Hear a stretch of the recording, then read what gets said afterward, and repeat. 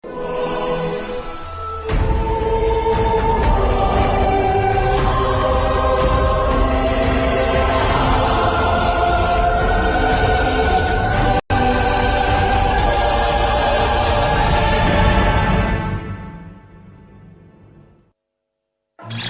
请节目主持人赵川。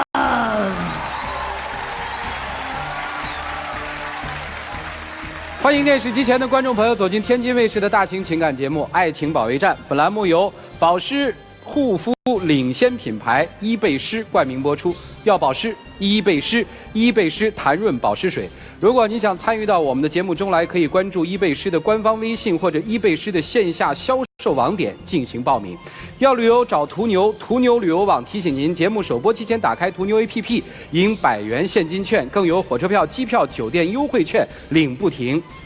扫描屏幕下方的二维码，添加爱情保卫战的官微即可网上报名，了解更多的情感故事，与我们的专家在线互动。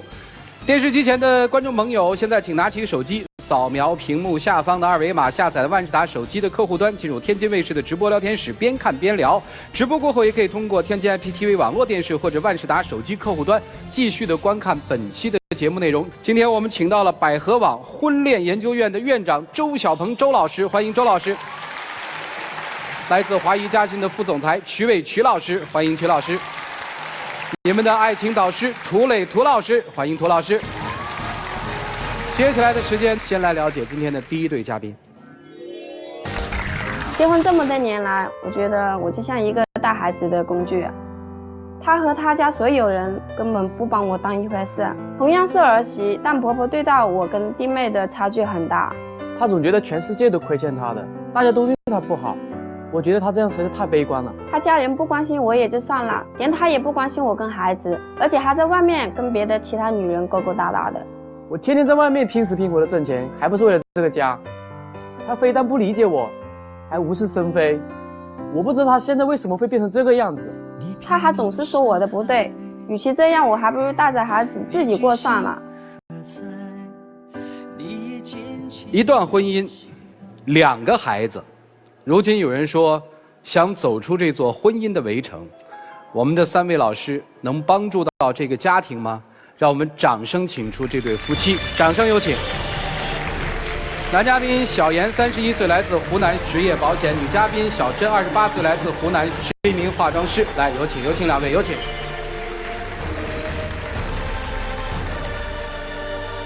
欢迎2位哈，跟过去站在这个舞台上的嘉宾不一样，2位是婚姻中的夫妻，对吧？是吧？是的。你们有2个孩子，对吗？是的。对。孩子多大了？大的快6岁了，小的1岁半了。哦，小的1岁半，老大是儿子。老大是女儿。老二呢？儿子。今天是谁想来这个舞台的？我，在他家里生活实在真的是有点待不下去了。因为婆婆对我不好，老公他也对我不好。以前生我女儿的时候，那时候还没有什么，就是说跟婆婆有什么冲突。但是就是从他弟弟娶了老婆以后，我婆婆就对我特别的不公平。我那时候结婚的时候呢，就随意的摆了几桌，见面礼呀、彩礼呀，加起来就1万多。他结婚的时候差不多是7万，而且他那时候办婚礼的时候啊，办特别的风光。其实我们结婚只差了2、3年。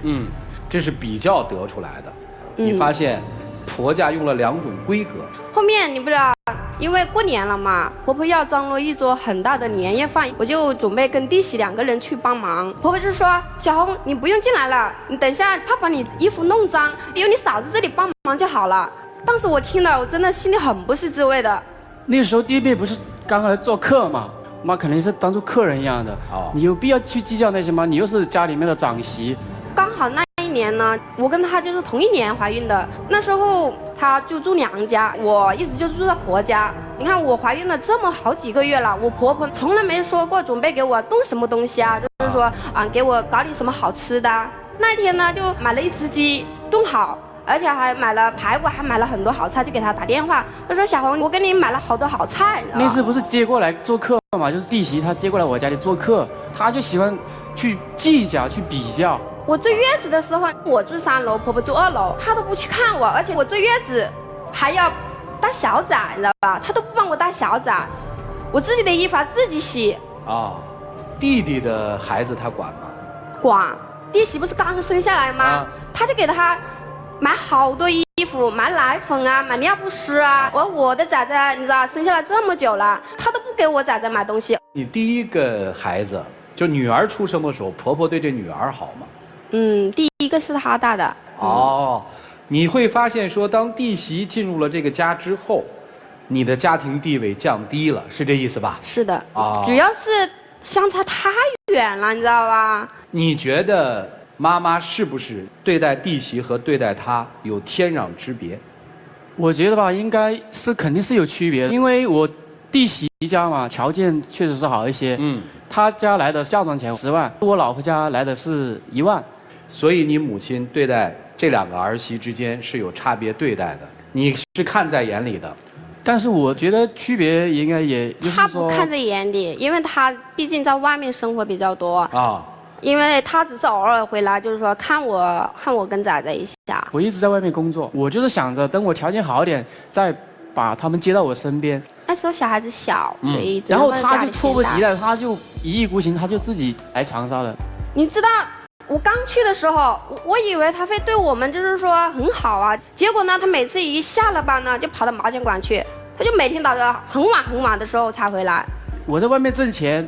不是全是为了这个家嘛？我在外面拼死拼活的，然后我一天工作很辛苦了，我一回到家，他带小孩没带好，就是大的哭，小的也在那里闹，然后我就觉得心里特别的烦躁，所以躲了出去，是吧？对。那后面他生日的时候，我就在家里准备了一大桌子饭菜，我就打电话给他，结果呢打不通，到了12点喝得醉醺醺的回来，我问他，我说你干嘛去了？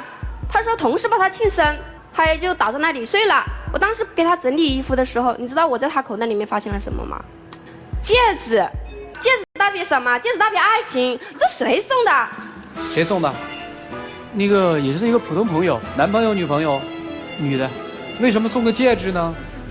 我也不知道，反正这是生日礼物嘛。你怎么会不知道？但他到现在解释不清，你知道吧？他那时候他就嫌我啰嗦，他说你滚吧。当时我还很生气，我就说离婚吧，我们离婚吧。他来句什么？离就离。在什么情形下你接受了别人送你的这只戒指？就是那天过生日那天嘛，就一个同事他送了，当时我可能也没有拆，他说你这个等你回去再拆啊。结果到底是同事还是朋友？这是有区别的。就是知己类型的吧，啊，这样子。我可以理解为红颜知己吗？可以吧。后来这只戒指去哪儿了？这只戒指后面不见了。被我扔了。你扔了？最好的处理方式应该是让他拿去退掉。我被扔了，对吧？我当时很生气。你这扔了就说不清楚了。哎，他到底为什么送你戒指？我没搞清楚。反正他一直就没有解释清楚。我也不清楚，因为我去问他，我说你为什么送我戒指？他说这是他自己的一个心意吧，他也没说。一个巴掌拍不响，你肯定跟他有什么？我觉得。我相信出现了这么一件事情之后，妻子在心里一定是有阴影了，觉得丈夫可能在外面有些什么了。我那天就看他在玩手机吧，我就把他手机一抢过来，他心里可紧张了，我就发现他手机里面一天有10几通电话，而且就这一个号码，一打就是1个小时。我们因为是属于闪婚，认识3个月，打了3个月电话，我们就结婚了。跟他打电话的时候，我们从来没有说超过1个小时，而且也没有超过40多分钟了。这1个多小时也太长了。我最近跟他聊天啊，聊不到10句，我们就吵得起来。对呀。最近一次。我陪女儿在楼上睡觉嘛，我看她一直都没上来，因为我们下面是一个店铺，我们就住楼上租的嘛，我就看她一直没上来，我就轻轻的下去了。轻轻的下去？对。哎呀，你用词太准确了啊！你知道吗？我轻轻的下去以后，我看她在厕所很小声、很温柔的打电话，我一气之下就把那个门给踹了，我就把她手机抢过来，我说你是谁啊？我说你为什么老是11点钟了还给她打电话？你知道她怎么回答吗？那女的，她说：“原来你就是那只母老虎啊！”我当时真的是崩溃了，你知道吧？普通朋友会说这句话吗？因为这个是我业务上非常一个重要的客户，因为他在我手里面买了很多保险嘛，然后他那天刚好他生意上就是亏了很多钱，我肯定就是说我想安慰一下他，我也还指示他给我介绍更多客户。你说过他是只母老虎吗？这个说过。那你肯定说过吗？你不说过人家是不会这么说的吗？你看他什么话都跟那个女的说。这个女客户就是那个一打10几个电话，一个电话打1个小时那个吗？不是，这只是另外一个客户。客户全部都是些女的，是吧？他做保险，为什么没男的呢？其实主持人，我这里还要澄清一点，我之前是做化妆师的，面对都是女性客户，她是那种就是神经质的，就是特别的去计较这些事情。今年我都已经改行了，我去做保险去了，没想到我换了一个行业，他还是这样子揪着你不放。他现在其实担心你是出轨，其实我真的没有，他真的是想的太多了。其实我根本就不想去离婚，因为我觉得你说的一点都不坦然，好吧？因为我觉得我们已经有2个孩子了。每次我在别人面前说的话，其实我还是挺自豪的，因为我经常在网上看到有一张照片嘛，就是1儿1女1生1世1夫1妻嘛。所以我觉得我真的是尽我最大的能力去做到。我连我的工作都换了，其实我做了13年的化妆了，我竟然今年我都改行去做保险了。我觉得我真的是，我也不知道怎么去挽留他。妻子现在比较担心的其实是2个，冷漠是一个表面现象，其实最担心的是你背叛了他，你到底在婚内有没有对不起他？这个特质除了肉体的背叛，还有精神的出轨。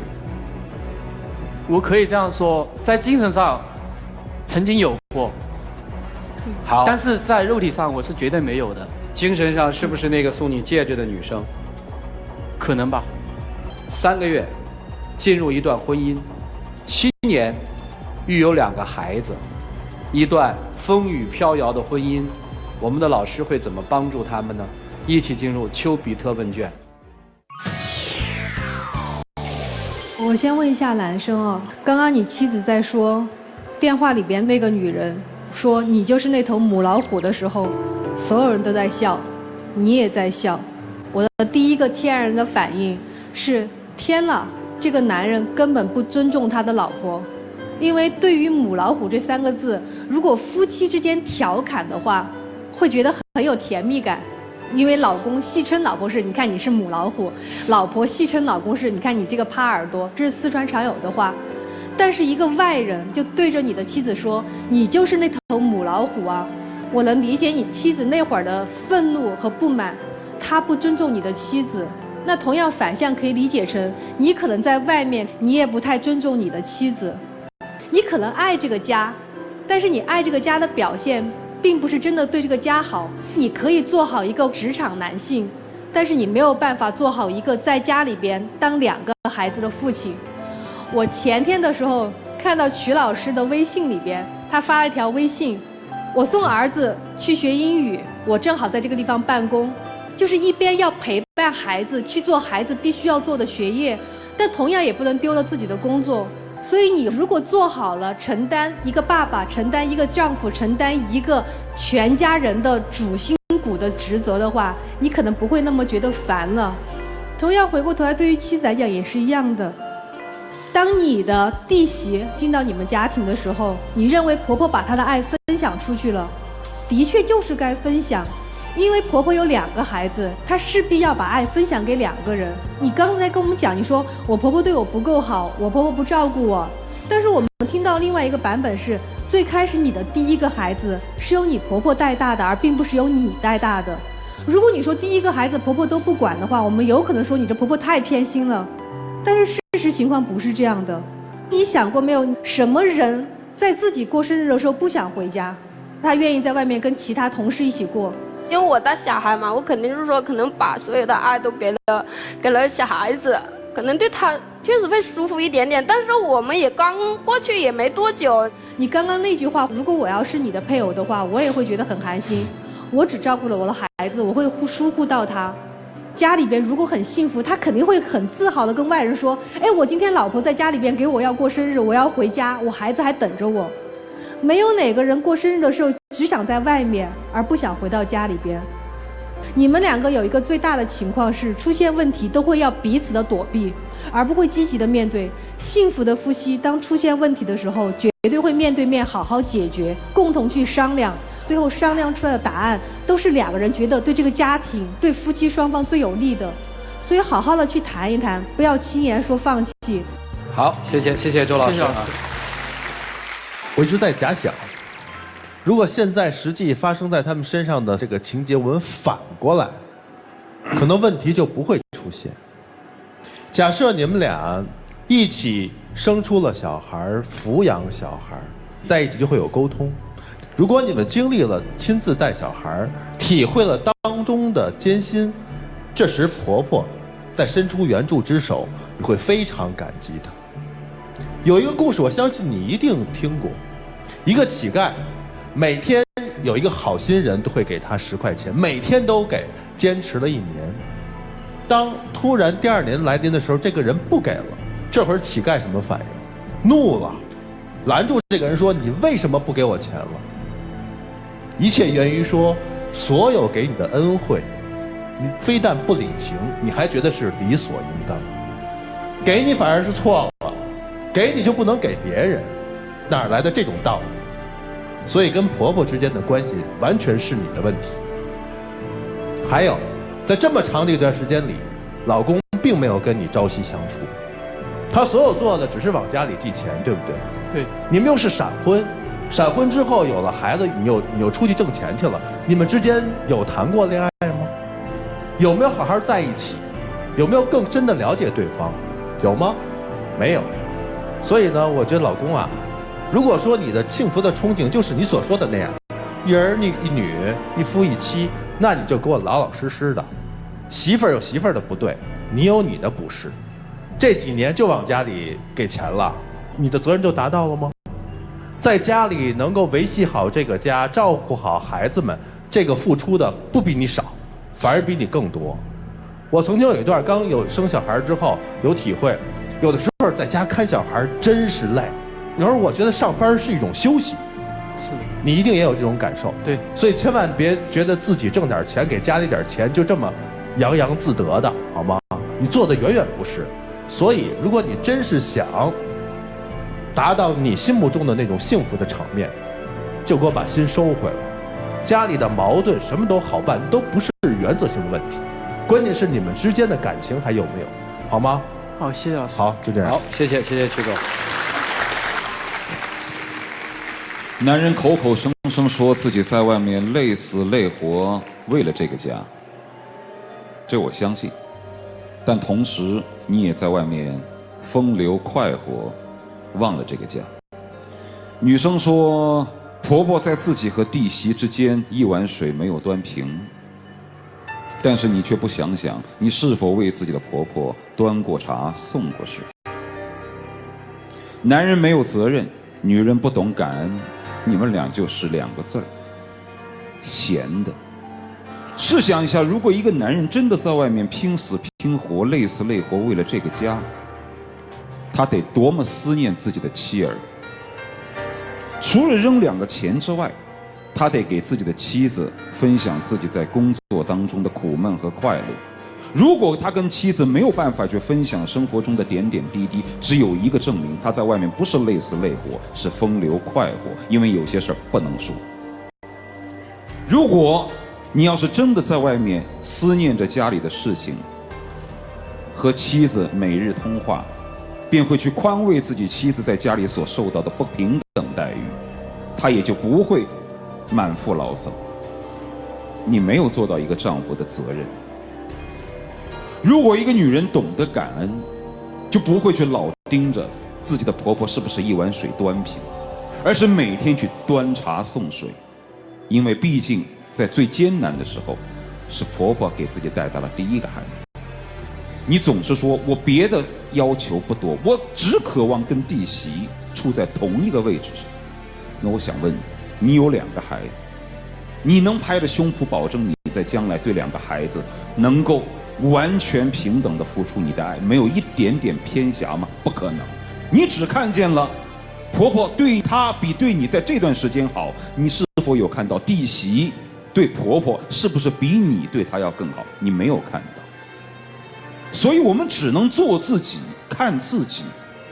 当然，因为在这个时候你的丈夫没有起到丈夫的责任，所以你才会觉得老天对我如此不公平。所以在这儿，我认为你们之间不管今天是好与不好，你们都应该在接下来开始独立的带2个孩子，你带上1年，尝尽里面的酸甜苦辣，那个时候再去讨论离或者是不离，就这样。谢谢老师。肯定特委屈吧？没有，我觉得确实有一点点。说的这确实有一点点是我确实做的有点不对了，对婆媳这关系。但是我觉得老公这方面的话，我觉得还是看得出来你委屈。男生啊，他怎么对你不是你出去花的理由和借口。老师们说的特别对，把孩子带在身边的时候，好好的去享受一下生活的磨难。你今天绝对不会站这儿矫情，你也没时间再去弄戒指了。生活有的时候需要累一点。接下来时间留给他们夫妻吧，一起进入黄金60秒。老婆，我记得我第一次见到你的时候，我就特别喜欢你的眼睛。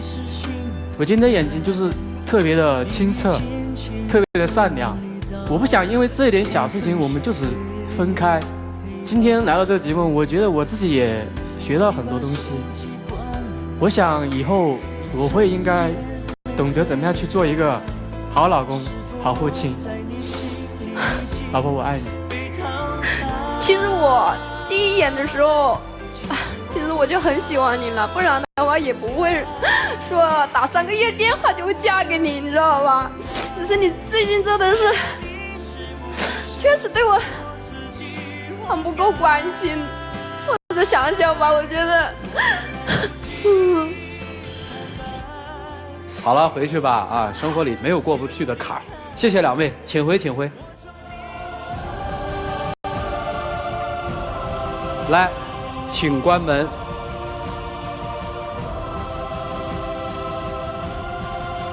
他们会做出一个怎样的决定呢？请开门。要保湿，伊贝诗，伊贝诗弹润保湿水提醒您，轻彩洁润保湿水提醒您，轻彩节目马上回来。请开门。话筒有请。要保湿，伊贝诗。哦，谢谢。谢谢你们，请回。来，我们一起来见证属于他们的庄严而浪漫的时刻吧。老婆，以后我会好好对你。以后我也会改。对不起，我爱你，爱你一辈子。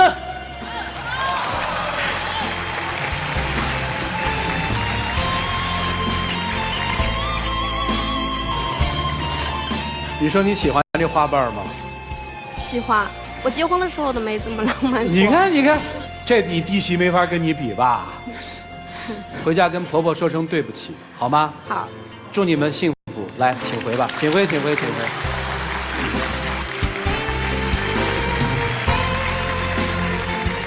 愿这一家一大家子人开开心心、快快乐乐的生活吧。我们再来看下面这一对，了解一下吧，请。我跟他在一起4年多了，其实我俩不吵架的时候特别甜蜜，但现在一吵架就吵得不可开交，每次他都要死要活的。一开始我还能劝劝他，可后来我真的受不了了。我不知道我们在一起这么久了，他为什么现在也要和我分开？其实我做的每一件事都是为了他好，他凭什么要跟我分开？反正现在我是无论如何也不会和他在一起了。让我们掌声请出这对小情侣，掌声有请。男嘉宾小王22岁，来自河北，是一名学生；女嘉宾雪雪23岁，来自黑龙江，也是一名学生。来，有请，有请2位，有请。欢迎2位哈，半个同行是吧？你们也主持节目是吧？说在学校的时候。是的，我们2个系一起联合主持一场晚会，哦，迎新晚会，刚好我是男主持，她是女主持，因为这个结的缘。然后呢，你就下了黑手了？不是，是我先喜欢的他，然后就特别喜欢他。面试的时候，但是他就嫌弃我长得特别丑，然后我就跟他5次都不理我。最后我们主持晚会那天就有化妆，然后穿礼服，他觉得我长得好看了，然后才才勒我几句。哦，就是说你不喜欢素颜的他，你喜欢浓妆艳抹的他，是吗？都喜欢，都喜欢。哎呀呵，那你追了他多久啊？是我追的他，后来追的可辛苦了。不是他追的你吗？我追他，他不理我，然后他看我好看了再追我，我就不理他了。哎呀，你们俩这虐恋呐！我当时追他的时候，有一次印象特别深一件事情，就是在我们学校操场上，然后我用32台电脑摆了一个心形，然后在上面写上我想对他说的很多话，然后就跟他表白嘛，当着很多人面，当时挺轰动的。结果他当场还是没接受我，是挺轰动。当时就是我们学校都知道这件事儿，当时才大一嘛，我就不想答应他。但是最后双11的时候嘛，大家都成双成对的，还有人在。双11不是光棍节吗？就是体现我是光棍，大家都是成双成对。然后我们楼下好多唱情歌的，当时就我不想再一个人了，然后我后来就答应他了。这不挺好的吗？他人是挺善良的但是脾气特别大。不是，是他脾气大。今天要来也是我要来的。他现在死活要和我分手，但我根本不知道我到底哪儿做错了。我觉得你应该跟他分手。你想啊，当初你喜欢他的时候，他不喜欢你；你不喜欢他，他追你。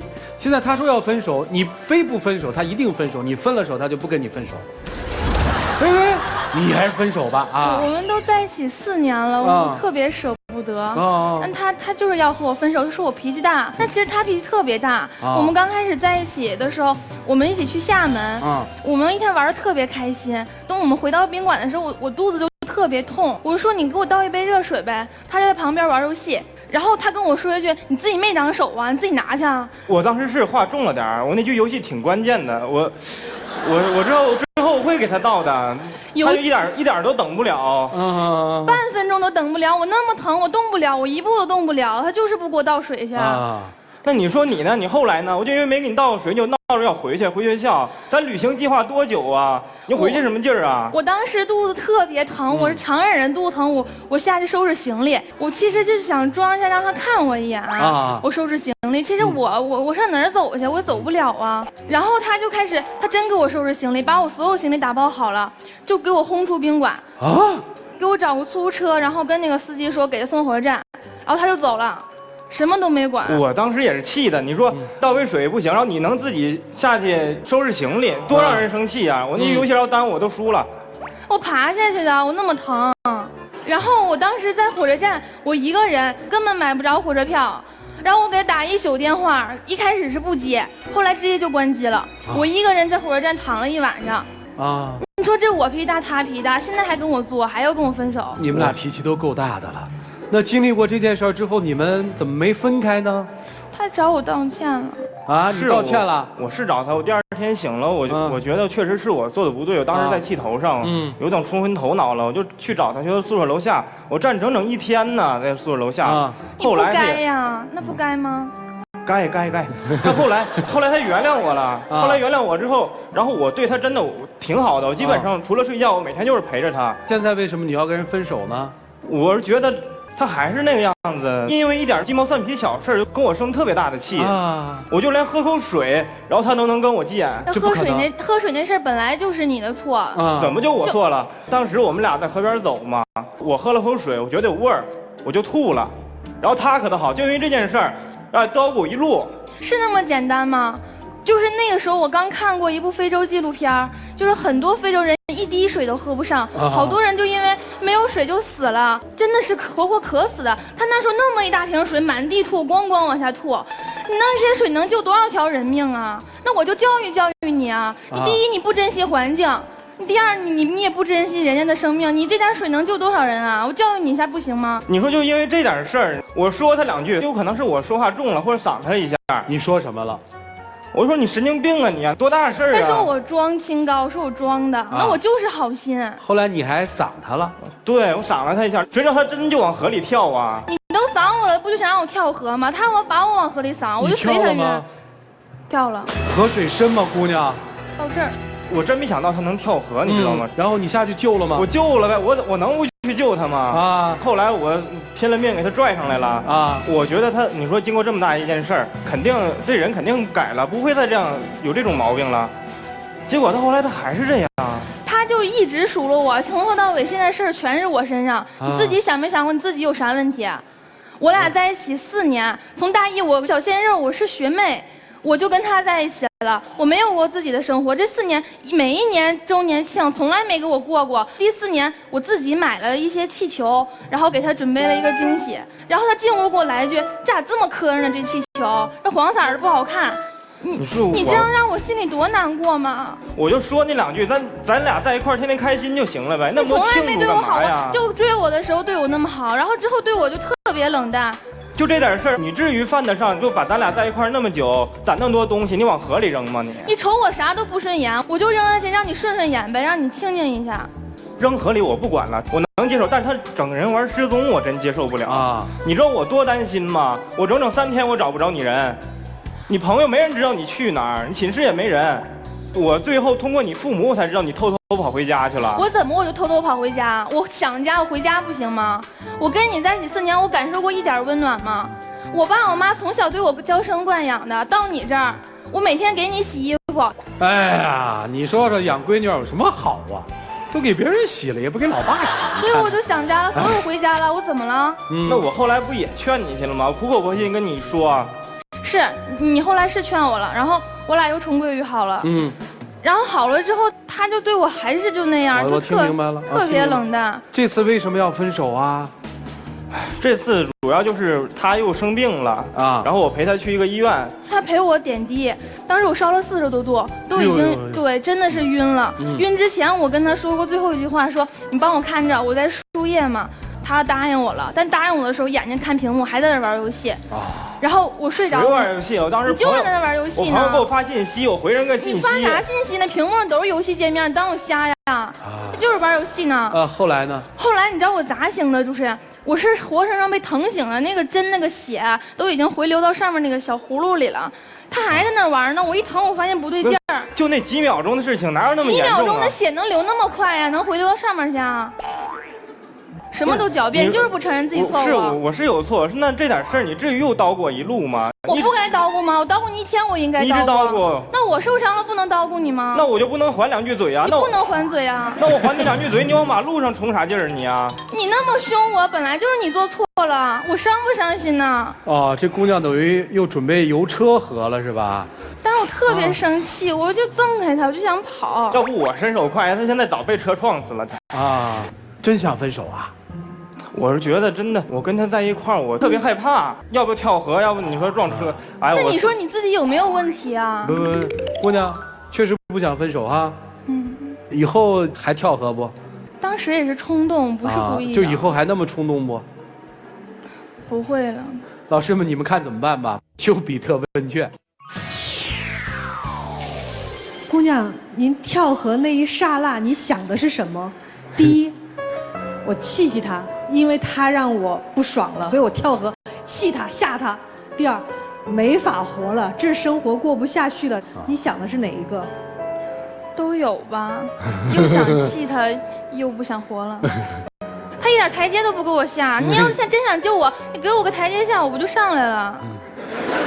不管他有没有给你台阶下，但我姑娘，我告诉给你，如果在恋爱的时候做出冲动的举动，至少证明这个冲动举动的人，第一，他的自控能力太差了。恋爱吵架只是生活当中最小的挫折，生活当中比这个挫折大的多了去了。未来如果你在公司里面去上班，你的老板骂你了，那你怎么办？难道你跳楼啊？那可了不得啊！所以自控能力差，这是第一个。第二个最重要的，太自我了。以跳河这件事情来讲，你的冲动举动让我有一个担心是，我要跟你在一起，我特别害怕，不知道哪一件事情做错了，你又做出冲动的举动。第一，可能伤了你；第二，其实你还会伤了我。比如说撞车河那件事情，万一真的把你伤到了，我可担不起这个责任。他可能真的怕了。所以，姑娘，我想告诉你最后一点是，在爱情当中，一个人连自己的生命都不珍惜，你没有办法让别人去珍惜你。对于男生也是一样的，他冲动，你的这种焦虑我也能理解，但是我实在理解不了的是，一个能用32台电脑布一个新阵的男生，怎么在周年庆的时候不能做一点浪漫的举动？爱情不是你光说2句话就可以了，爱情最重要的是，在他需要体谅的时候，你得体谅他；在他需要跟你2个共同共度难关的时候，你真的得陪他。如果你真的陪不了了，千万不能说我在考虑我们要不要分手。你真想分手了，斩钉截铁跟他讲，我们俩不合适，是因为你的性格和我的性格，我们俩得分开。这是你应该说的很男人的话。女孩，你知道真正不给你台阶的人是谁吗？他就是你自己。每次你都要把自己往那么高的楼层上垒，一定会有那么一次，他想给你台阶也给不了，因为你站得太高了。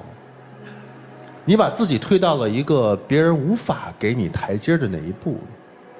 难道你的生命，你所有的价值就是围绕他？只有他能顺着你，你才能找到自我吗？就因为事情做的开始就是他不对的，所以我不是。如果说情侣之间2个人一定要分出谁对谁错的话，那他们俩不是在一起谈恋爱。我敢说，他每一次的道歉都心不甘情不愿，确实貌似是和好了，其实裂痕又大一点。对，每次一天一点裂痕，你从来不给一个弥补裂痕的余地。还没好呢，又制造一回，一次又一次的，你是在作呀。要爱他，就踏踏实实的，别做出一些自己都不能控制后果的事情。你可能一时冲动，但是每次都冲动的话，你太不成熟了。不能每次先把自己甭管是生命还是自己的尊严全抛出去，期望就是你给我接着啊，你不能让我丢面子啊！我跳水里我不会游泳，你也救我去。啊！我在朋友面前这么说你，你得给我服软儿，你不能每次都这样，因为你其实底气是不足的。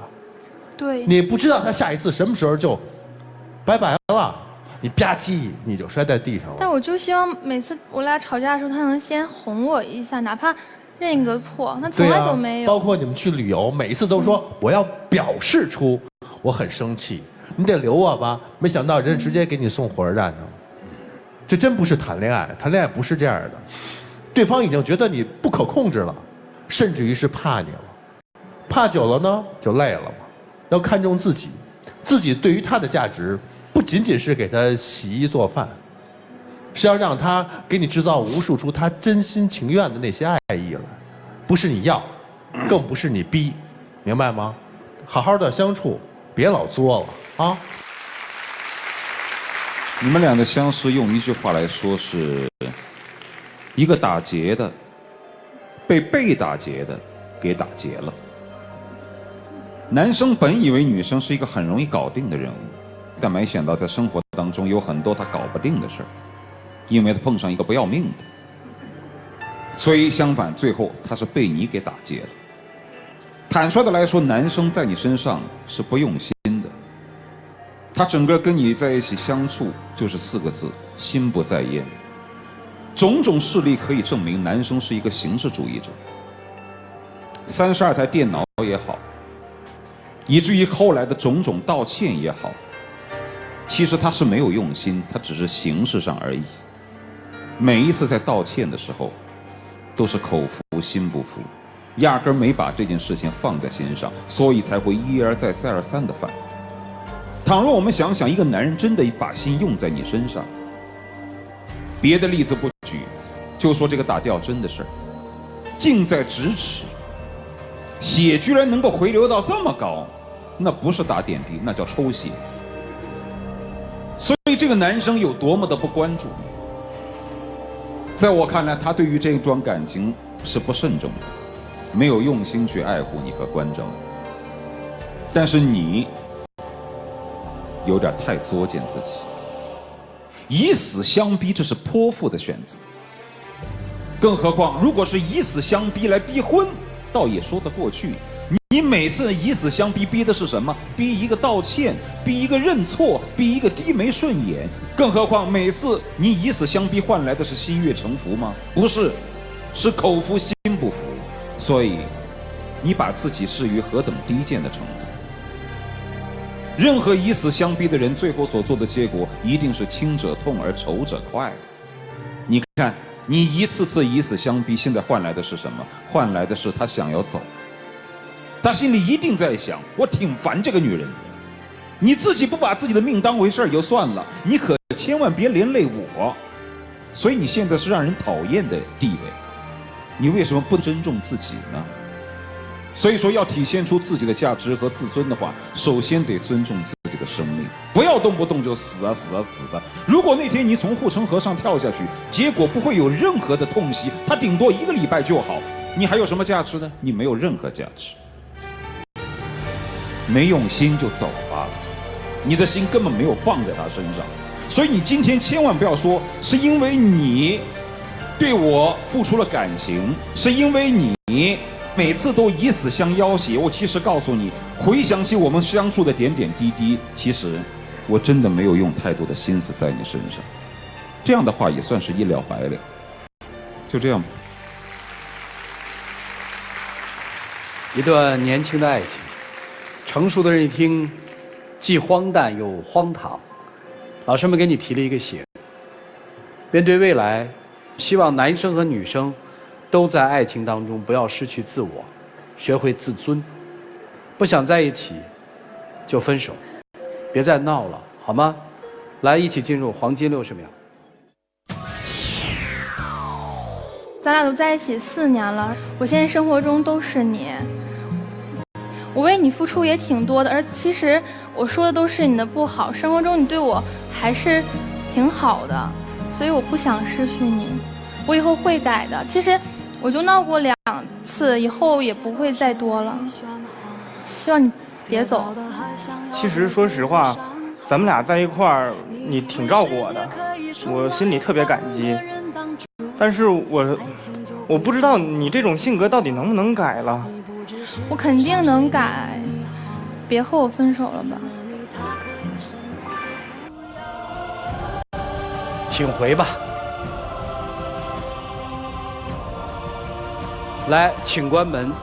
下载使用天天圈，提出情感问题，就会得到导师们的在线解答，并有机会在爱宝节目中得到涂磊1对1的指导。使用微信摇电视参与互动，请点击左上角宝箱抽取现金卡。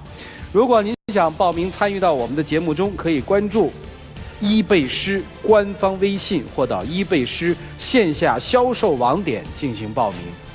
他们会做出一个怎样的决定呢？请开门。要宝上回来。请开门。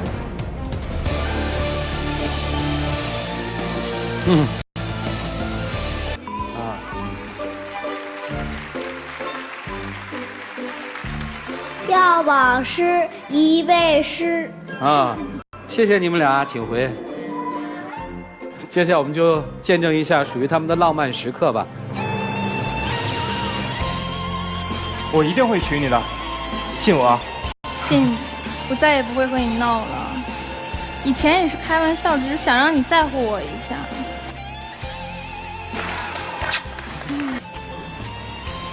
如果你们选择在一起，希望你们改变自身的一些缺点，开开心心的在一起生活。祝你们幸福，请回。谢谢。